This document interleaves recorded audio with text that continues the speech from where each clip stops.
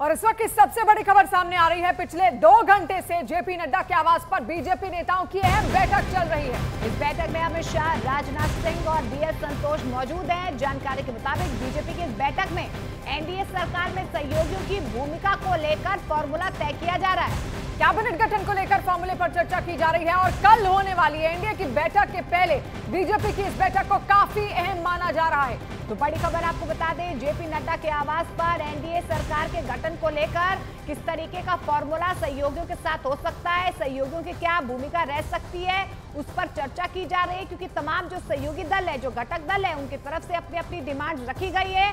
अब ऐसे में क्योंकि कल एनडीए संसदीय दल की बैठक भी है, उससे पहले आज की ये बैठक काफी अहम मानी जा रही है। कौन कौन से घटक दल को कौन सा पोर्टफोलियो देना है, इस पर चर्चा हो सकती है। क्योंकि देखिए, प्रधानमंत्री नरेंद्र मोदी को एनडीए का नेता भी चुन लिया गया है, लेकिन कल एनडीए की संसदीय दल की जब बैठक होगी तो संसदीय दल का नेता भी उन्हें चुना जाएगा। लेकिन उससे पहले सरकार गठन को लेकर आज फॉर्मूला तय कर लिया जाएगा। तो पिछले 2 घंटे से बैठक इसी तरीके से लगातार चल रही है और जनादेश ही कुछ ऐसा है कि ये माथापच्ची होनी ही थी। क्योंकि अब टीडीपी तेलुगु देशम पार्टी वो मांग कर रही है कि उसको स्पीकर का पद दिया जाए, और अगर स्पीकर का पद नहीं दिया जाता है तो एनडीए संयोजक का पद दिया जाए, वो भी नहीं होता है तो 5 बड़े उच्च मंत्री पद उनको दिए जाएं। इसके अलावा जेडीयू की ओर से भी अपनी मांग है, 3 मंत्री पद यहाँ पर उनकी ओर से भी मांगे गए हैं। रेल मंत्रालय की डिमांड की गई है, वित्त मंत्रालय की डिमांड की गई है, कृषि मंत्रालय की डिमांड की गई है। तो अलग अलग जो मांगे अब यहाँ पर की जा रही है, जो घटक दल है बीजेपी के, उसके बाद बीजेपी के अंदर खाने बहुत सारी माथापच्ची चल रही है कि किसको कौन सा दिया जाए और कैसे उसी के अंदर बीजेपी भी अपना फायदा भी निकाल सके। तो देखिए, जिस तरीके से आपको बता दें कि बीजेपी सबसे बड़ी पार्टी उभर कर तो निकली है इन चुनावों में, लेकिन घटक दलों की जो भूमिका इस बार निर्णायक हो चुकी है। और ऐसे में अमित पांडे हमारे सहयोगी हमारे साथ जुड़ रहे हैं जेपी नड्डा के आवास से, वो वहां पर हमारे साथ मौजूद हैं। अमित, फिलहाल क्या जानकारी मिल पा रही है, बैठक में क्या चर्चाएं चल रही है? 2 घंटे से ज्यादा का वक्त हो चुका है। देखिए, सहयोगी दलों के साथ जिस तरीके से समन्वय बैठा जाए, इस बिंदु पर अहम चर्चा इस बैठक में चल रही है। और चूंकि अब सहयोगी दलों के साथ साथ निर्दलीय सांसद भी समर्थन में कुछ आए हैं बीजेपी के, तो उनको कैसे तरजीह दी जाए उस बात पर यहाँ पर चर्चा की जा रही है। कुल मिलाकर जो नेता यहाँ पर इस वक्त बैठक में मौजूद है, मसलन जेपी नड्डा के अलावा राजनाथ सिंह, अमित शाह, दोनों पार्टी के वरिष्ठतम नेताओं में से एक है, पार्टी अध्यक्ष रह चुके हैं और अहम पद पर सरकार के काबिज रह चुके हैं। तो लिहाजा उनका अनुभव किस तरीके से इस बार वर्तमान में बदली हुई परिस्थितियों में काम है, उसको लेकर ये अहम एक खाका तैयार किया जा रहा है। और सहयोगियों को समय के मुताबिक, उनकी सीटों के मुताबिक क्या पद दिया जाए, इस पर अहम चर्चा हो रही है। अमित, इस परिस्थितियां जैसा आपने भी कहा बहुत ज्यादा बदली हुई हैं और एक तरीके से अब दबाव, क्या ये कहना गलत नहीं होगा कि बीजेपी के ऊपर अब आ गया है कि किसको कौन सा पद यहां पर दिया जाए, और अगर ऐसा नहीं होता है तो खेल भी हो सकता है?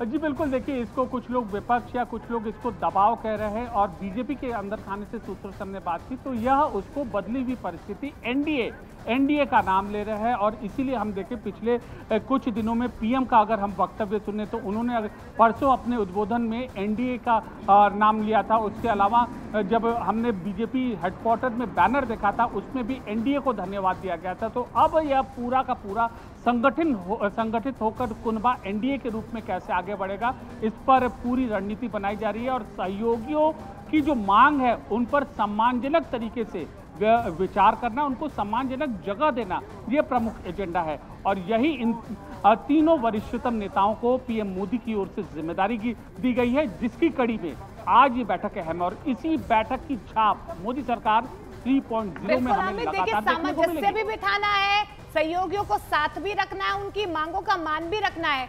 लेकिन नीतीश कुमार ने एक फॉर्मूला दिया है कि 4 सांसदों पर 1 मंत्री पद मिलना चाहिए। क्या ऐसा कोई फॉर्मूला तैयार हो रहा है?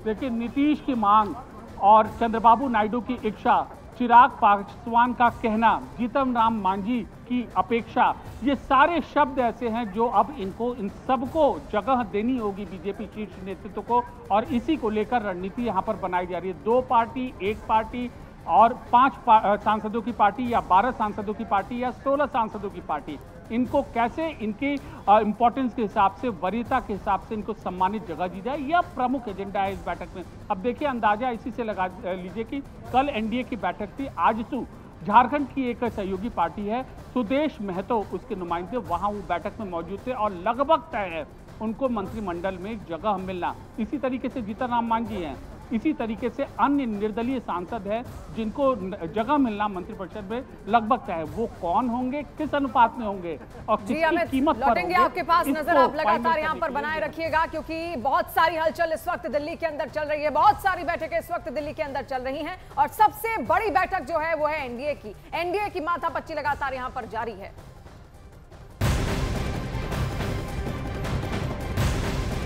इस बीच बड़ी खबर आ रही है, जेडीयू नेता केसी त्यागी का एनडीए सरकार के गठन को लेकर बड़ा बयान सामने आया है। केसी त्यागी ने कहा है कि जेडीयू की तरफ से मंत्रालय पर कोई बार्गेनिंग नहीं की जा रही है। केसी त्यागी ने किसी भी डिमांड से साफ इंकार कर दिया। केसी त्यागी ने कहा है कि बिहार को विशेष राज्य का दर्जा मिले, ये उनकी इच्छा है। जेडीयू के वरिष्ठ नेता केसी त्यागी इस वक्त हमारे साथ हैं। त्यागी साहब, जेडीयू ने किसी मंत्रालय की मांग की है, चाहे वो वित्त हो, रेलवे हो या कोई भी मंत्रालय, क्योंकि सरकार का गठन होने वाला है। प्रचार गलत है, लेकिन जब हम एनडीए का हिस्सा हैं तो कुछ मंत्री पद हमारे हिस्से में आएंगे। ये प्रधानमंत्री और नीतीश कुमार जी के बीच में है, ना कोई बार्गेनिंग है, ना कोई डिमांड है, ना कोई नाराजगी है।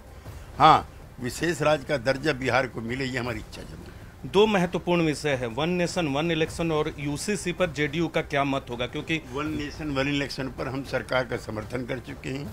यूसीसी पेचीदा विषय है, सभी को साथ लेकर, सभी को विश्वास में लेकर, सभी से चर्चा करके इस विषय को तलाश करना चाहिए। हमसे बातचीत करने के लिए धन्यवाद। केसी त्यागी, जेडीयू के वरिष्ठ नेता। कैमरा पर्सन करम सिंह के साथ नीरज कुमार, न्यूज 18 इंडिया, दिल्ली।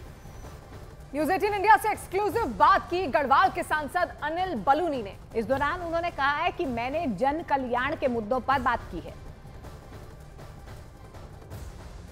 गढ़वाल संसदीय सीट का जो चुनाव था, ये बड़ी ऐतिहासिक सीट रही है, इस पर बड़े बड़े लोगों ने चुनाव लड़ा है। किस तरह का अनुभव रहा इस दौरान पूरे? देखिए, बहुत अच्छा अनुभव रहा, बहुत लोगों से मिलना रहा, लाखों लोगों से इंटरेक्ट किया और बहुत सारी चीज़ें सीखी भी। लोगों के पास जाके कई समस्याओं का समाधान भी सीखा, कैसे गढ़वाल में और अधिक तेजी के साथ तीव्र गति से विकास करना है, कैसे समस्याओं का समाधान करना, उस पर लोगों से चर्चा भी हुई, लोगों के विचार भी जाने। तो निश्चित तौर पे एक बहुत बड़ा अनुभव है और निश्चित तौर पे आने वाले समय में जो आने वाले कार्यकाल होगा उसमें इसका लाभ भी मिलेगा और गढ़वाल की समस्याओं का समाधान हम कैसे करें, हमने जो मुद्दे उठाए थे चुनाव के दौरान, उनका समाधान कैसे करें, उस पर विचार भी करेंगे। सर, इस पूरे चुनाव में इलेक्शन कैंपेन के दौरान हमने देखा कि एक नैरेटिव सेट करने की कोशिश की गई। पहाड़ और मैदान का, दिल्ली का रहवासी भी इसमें बड़ा एक वो चला, तो लेकिन ये कहीं टिक नहीं पाया पूरे इलेक्शन के दौरान। देखिए, ऐसा है, मैं तो पूरे चुनाव में अगर आप ये सवाल मुझसे पूछते तो मैं इसका जवाब शायद ना देता, क्योंकि कुछ लोग चाहते थे कि चुनाव प्रचार दूसरी तरफ जाए, लेकिन मैं कभी भी चुनाव को उत्तराखंड के और गढ़वाल के विकास के मुद्दों पर रखना चाहता था।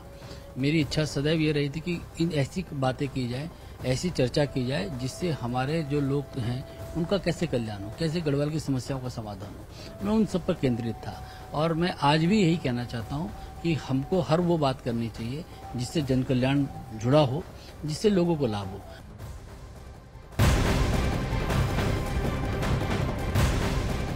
और बड़ी खबर आपको बता दें, 8 या 9 जून को प्रधानमंत्री नरेंद्र मोदी तीसरी बार प्रधानमंत्री पद की शपथ लेंगे। एनडीए सरकार के शपथ ग्रहण समारोह को लेकर राष्ट्रपति भवन में तैयारियां शुरू कर दी गई हैं। हालांकि अभी तक राष्ट्रपति भवन से तारीख कंफर्म नहीं की गई है। इससे पहले यही तारीख चल रही थी कि 8 तारीख को प्रधानमंत्री नरेंद्र मोदी तीसरी बार प्रधानमंत्री के तौर पर शपथ लेंगे।